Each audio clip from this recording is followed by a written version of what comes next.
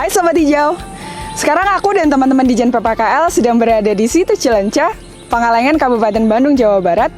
Saat ini kita ingin tahu dan mencari tahu lebih dalam soal program pemberdayaan masyarakat yang ada di sini. Kemudian setelah itu kita akan mengunjungi PLTA Lemajan yang kabarnya sudah dibangun sejak zaman Belanda. Jadi ikuti keseruan kita hari ini ya.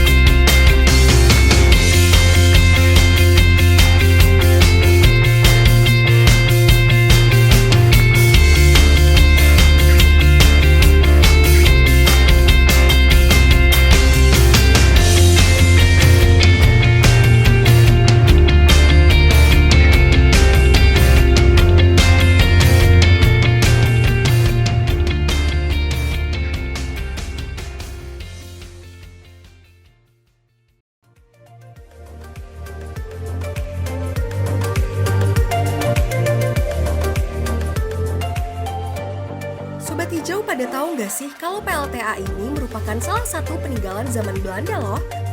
Tepatnya pada tahun 1922, PLTA ini didirikan dan mulai beroperasi pada tahun 1925. Selain itu, daya tarik dari PLTA ini adalah memiliki kereta penarik barang atau lori yang ada sejak awal dibangun.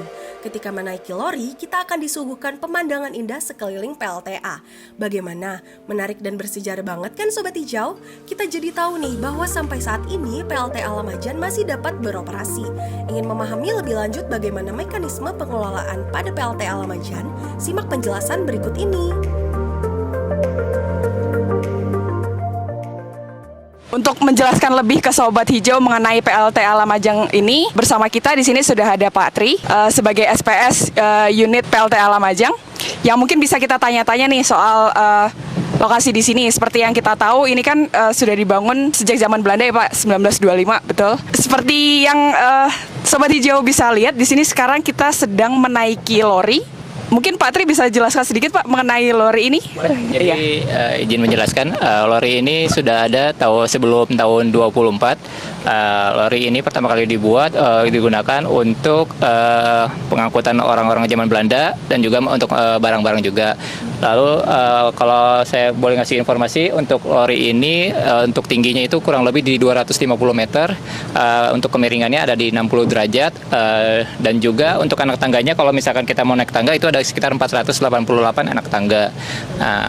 Jadi lori ini berfungsi untuk mengantarkan teman-teman operator atau HAR dari atas ke power house atau ke turbin seperti itu. Dari PLTA Lemajan sendiri kita ada 3 unit dengan kapasitas total di 19,52. PLTA Lemajan sendiri juga merupakan salah satu dari 7 subunit sel guling POMU seperti itu, atau termasuk di bawah Indonesia Power seperti itu.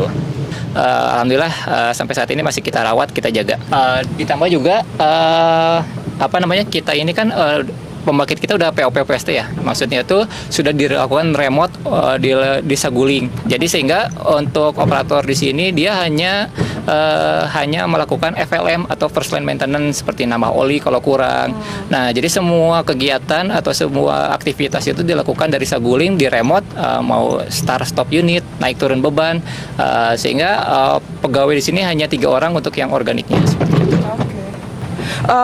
Terkait umur dari lori ini ataupun mungkin beberapa alat di sini semua itu Pak, ada cara khusus dalam hal maintenance-nya atau tidak? Baik, untuk perlakuan khusus kita setiap bulan ada rutin namanya PM, preventive maintenance. Itu tiap bulan kita lakukan rutin seluruh peralatan. Lalu kita juga ada namanya overhaul. Pembangkit itu biasanya kita ada overhaul, ada annual inspection, ada general inspection, dan ada major inspection seperti itu. Jadi selalu kita tetap lakukan pemeliharaan secara rutin seperti itu. Dan kalaupun misalkan ada peralatan yang sudah tipis, breaknya apa-apa, kita langsung ganti seperti itu. Oke. Saya kira cukup ya, menarik sekali karena beberapa teman-teman di sini bahkan mungkin teman-teman Sobat Hijau juga bahkan baru tahu kalau ada semacam fitur unik dari PLTA terutama ya di PLTA Lamajang ini.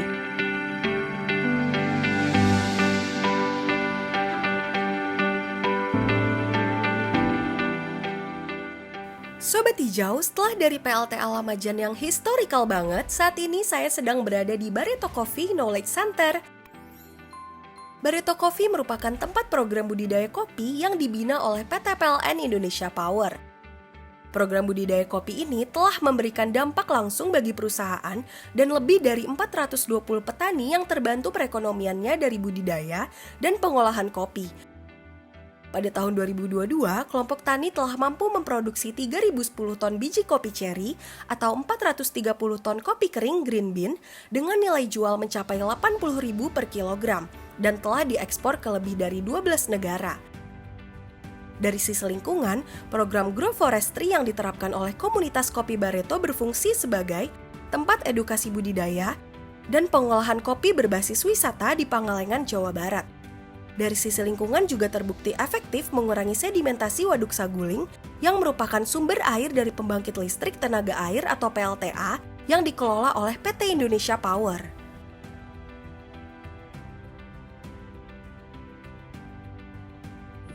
Hai Sobat Hijau, demikian kegiatan kita hari ini, semoga bermanfaat dan dapat memberikan informasi yang baru buat Sobat Hijau sekalian. Dan selamat ulang tahun yang ke-27 untuk PLN Indonesia Power. Dan selamat ulang tahun yang ke-100 untuk PLTA Plengan. Jika Sobat Hijau merasa video ini menarik, jangan lupa share dan sebarkan video ini ke teman-teman sekalian. Dan follow semua akun medsos Dijen PPKL. Saya Mila undur diri, dan sampai jumpa.